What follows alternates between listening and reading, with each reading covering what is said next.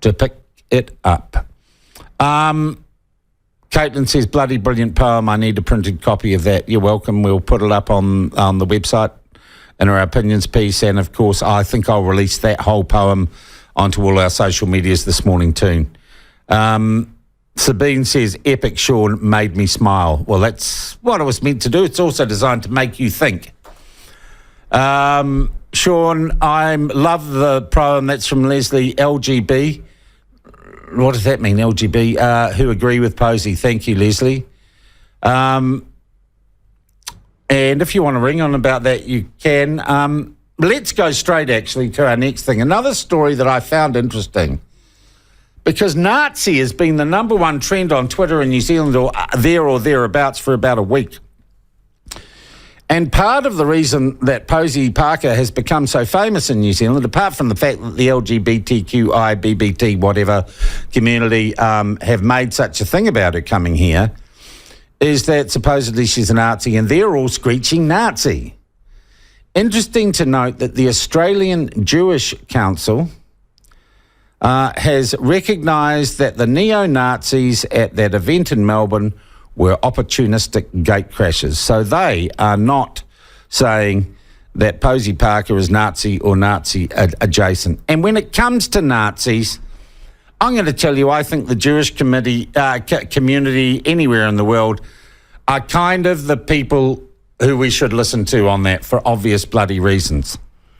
And so what I thought I might do this morning, given that this is denigrated from a discussion about women's rights and safe spaces for women and also protecting the rights of the rainbow community and finding some workable compromise, I thought we might go to the Jewish community in New Zealand and ask them for their thoughts and observations on that. The spokesperson we have this morning from the Jewish community is Juliet Moses, and she joins us on the phone on the line now. Juliet, thank you for getting up early to talk to us. Could I first ask you, how does the Nazi is a word that's getting bandied round all the time in all sorts of public debates these days?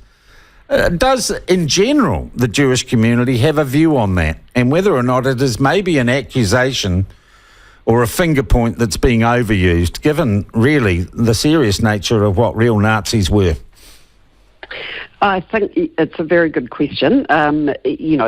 Jewish community, like any community, has a range of views on pretty much everything.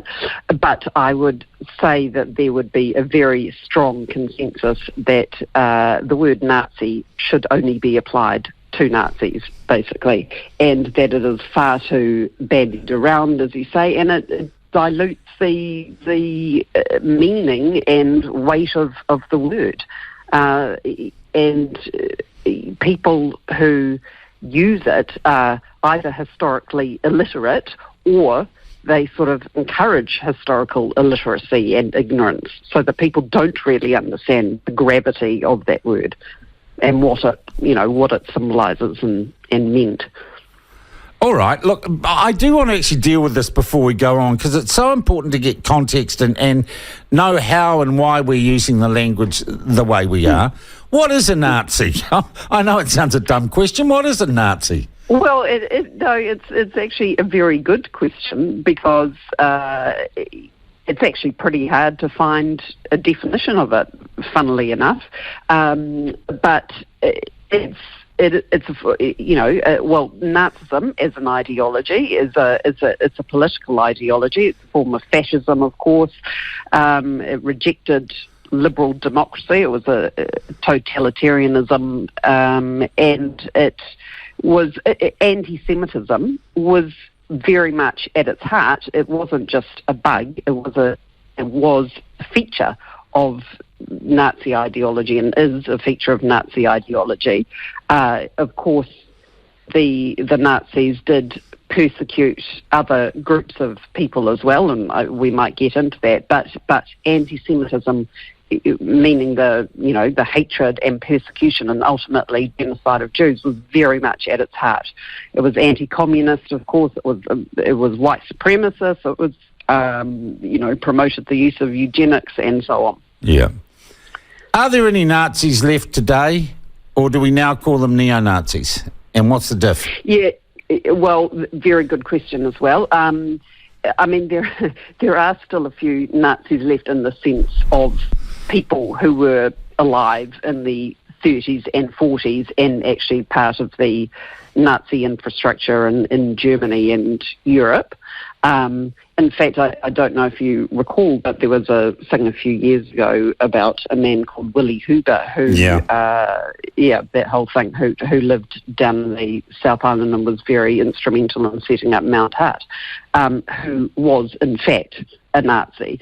And I've been thinking about him again in light of all this stuff, because I've sort of been thinking, in fact, the response to the fact that an actual Nazi was living in New Zealand and quite a celebrated New Zealander was actually more muted. He's now died. Was actually more muted than the response to what we've seen happening in the last few days. But I would say, most people, I guess, say that people who now kind of subscribe to Nazi ideology, I guess they would be called neo-Nazis, as in they're just a new version of Nazis, not the ones who were alive back then.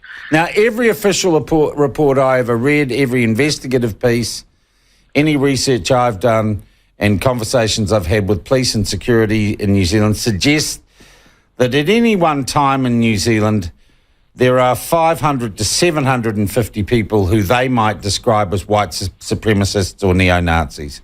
And that number actually hasn't grown much in the last few years. Mm-hmm. I think it does.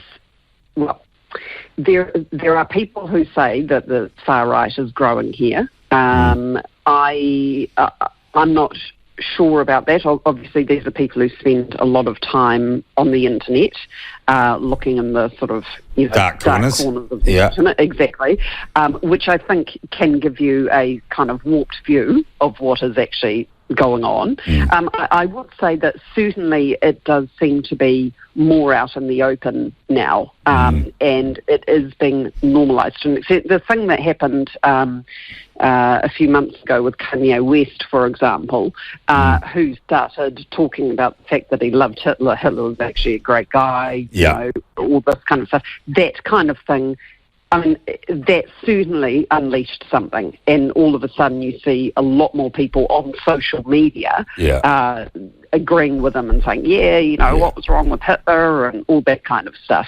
But whether that actually translates into other stuff, as in, actual attacks and assaults and that kind of thing, is another question.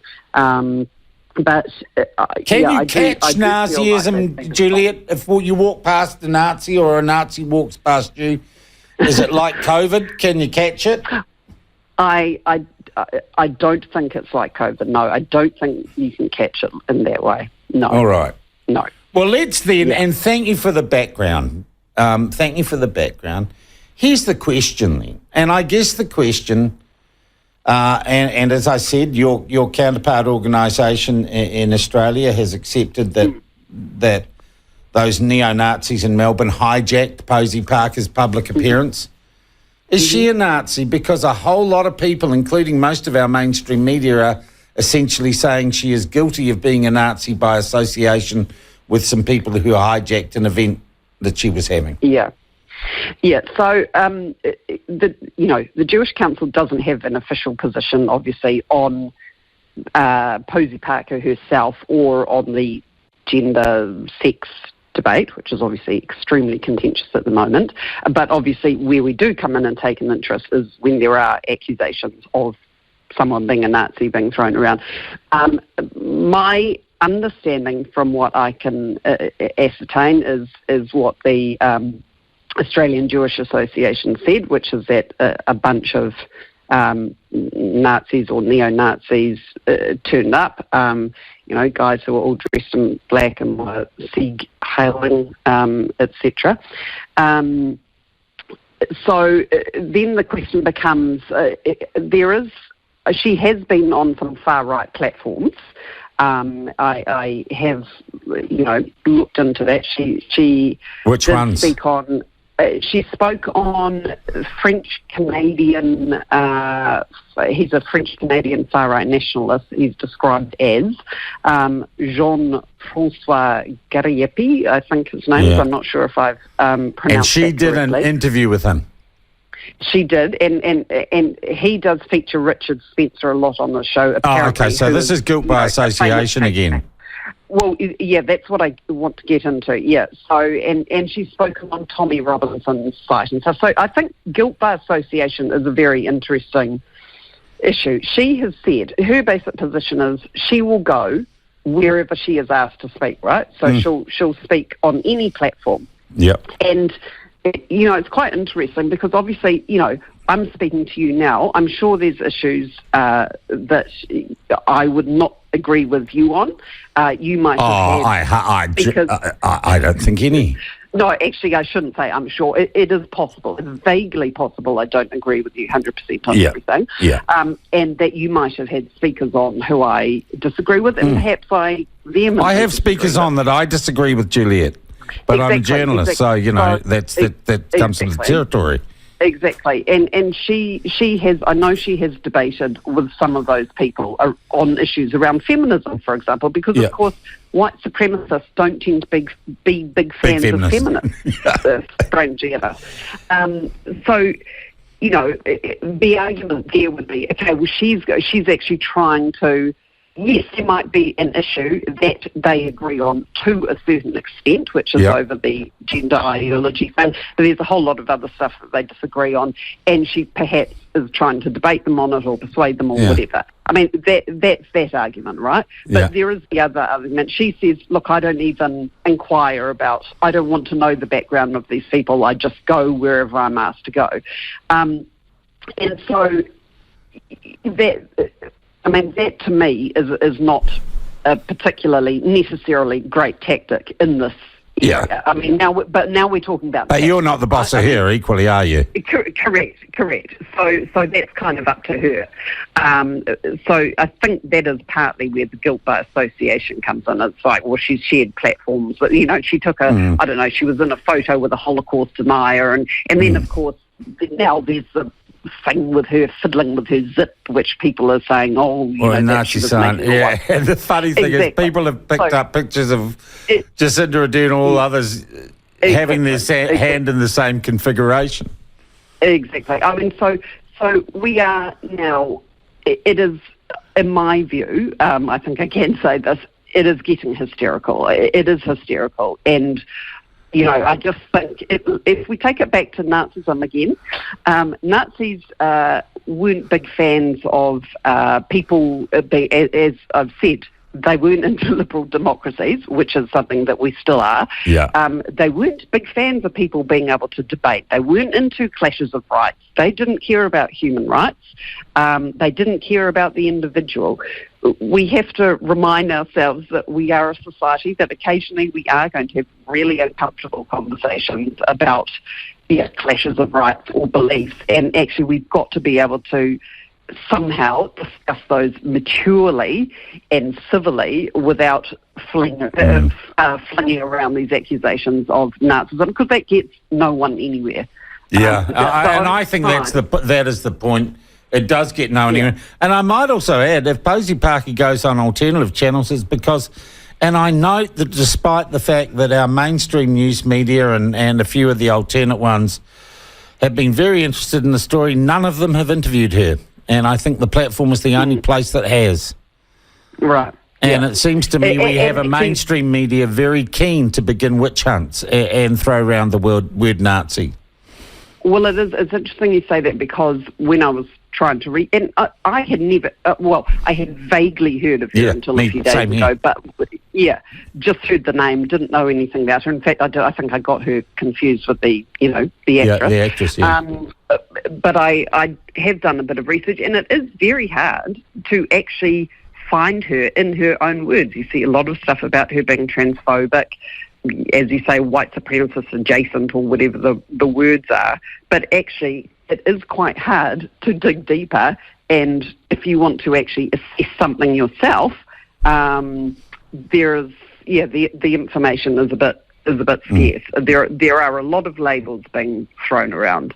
And what would the Jewish Council then say to those who are going to turn up at her public events in New Zealand if they don't win their silly legal challenge against Michael Wood today, and say that they are standing up against Nazis? Are they kidding themselves? Are they delusional? Well, I think so, yes, unless, there might be Nazis or neo-Nazis we're talking about who turn up like they did. Well, they can piss right off, can't they? Exactly, and so, I would hope that everyone who is there makes it very clear within the law that the neo-Nazis are not welcome there. But I think, I don't think this is really about standing up to Nazis. I think it was quite convenient in a way that the neo-Nazis did turn up. And of course, in Melbourne, and of course, that's what they're there for. They're there to destabilise everything. That's what they do. Julia, I'm going to ask you, we're almost at time. I want to ask you one final question. Have any other news media approached you to talk about the issues we've discussed today, given that they've made so much of the word Nazi? I was on, it's interesting that you asked that, I was on Today FM yesterday morning, very briefly, just talking about, our views on the sort of the Nazi aspect of it, in the sense of should she have been let into the country, given that there were neo-Nazis in Melbourne. But no, for all the concern about Nazis, there's not been a lot of reaching out to the Jewish community, put it that way. So I do appreciate the opportunity to talk to you I today. appreciate you coming on the platform to give us some context. It's really valuable. Juliet, always a pleasure. Go well. Thank you very much for your time this morning. You.